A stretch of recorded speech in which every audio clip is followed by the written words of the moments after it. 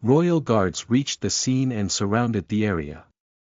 Emperor came to bring back his daughter and find out that the Empress was behind it. After this incident, he prisoned his wife and sent people to Yu clan so they could come for giving the continent's hero a burial. A few days after Yu Hao's funeral, Sun Shui was standing in front of Yu Hao's statue. She looked as if she was a different person. The death of her master had changed her completely.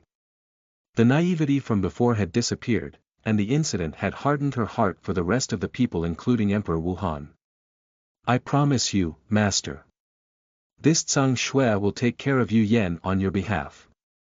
An unwavering glint flickered in her eyes as she had made a decision that would change her fate completely.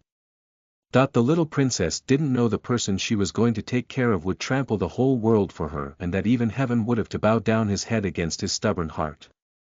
The Haven city was abuzz with excitement and the sounds of music and laughter filled the air. It was a special day, as the Trasia country's princess was coming to stay in their city for studying under Xia clan's patriarch. The celebration festival was held in the courtyard of the Xia clan, where a large stage had been set up for traditional music and dance performances. The courtyard was decorated with colorful streamers and lanterns hanging from the trees. Many people were dressed in expensive clothing or costumes, adding to the lively atmosphere, all eager to welcome the princess. Food vendors had set up stalls around the perimeter of the courtyard, offering a variety of Haven City's special dishes for festival-goers to enjoy. The smell of spiced meats and sweet desserts wafted through the air, making everyone's mouth water. As the night deepened, approaching a carriage pulled by beasts could be heard. The princess finally arrived, greeted by cheers and applause from the crowd. She was a 14-year-old young girl, her blonde hair was falling down to her pale shoulder. Her twin peaks were not fully matured yet, but it was well developed even at this age. She had an otherworldly beauty that was hard to be seen in the mortal realm.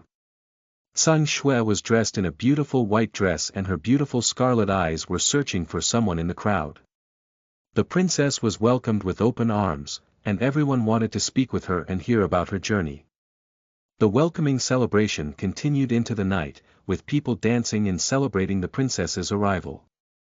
As the music began to play, people started to dance and the atmosphere became lively and festive. Sang Shui found a special place to sit with the young miss of the Xia clan who was similar to her age. Others weren't allowed to come here as it was reserved for both girls. The daughter of the Xia clan had muted pink hair that was tied at the bottom. Her purple eyes were filled with pride. She had an alluring figure like the young princess. Sang Shui asked, "Why are they making fun of that kid, Yuna?" She saw a few young boys of other clans were sitting together and looking in their direction while making fun of 13 years old. I'm feeling as if my Snow Phoenix bloodline yearning for that boy's presence. Why is it happening? Sang Shui had come to this place to find her master's son, but since she arrived here her bloodline was getting attracted to an unknown force. You know, we are ourselves not much older than him, yet you're calling him a kid. He is Yu Yan of the Yu clan. He was born with a broken meridian, so everyone makes fun of him by calling him trash. The pink-haired girl said in a nonchalant voice. Ah. That's master's son. Why my bloodline is reacting towards him. Sang Shui's heart jumbled in emotions as she realized the person she had come here for and the person her bloodline power was reacting to was the same. That's a pity. Do his clan and family not care when others bully him? The young princess asked while a mysterious glint flickered in her eyes. Even in the royal family, if you have a bad talent you will face a similar fate to him. Unless you're the sole heir to the throne. You should be aware of that. His clan would have sent him to branch family and abandoned him after his father passed away last year. But he was engaged to me before we were even born. So Yu clan is keeping him as a treasure to maintain a good relationship with our clan. However, Grandpa was saying he would break the engagement on my 15th birthday. Young Miss of Xia clan said.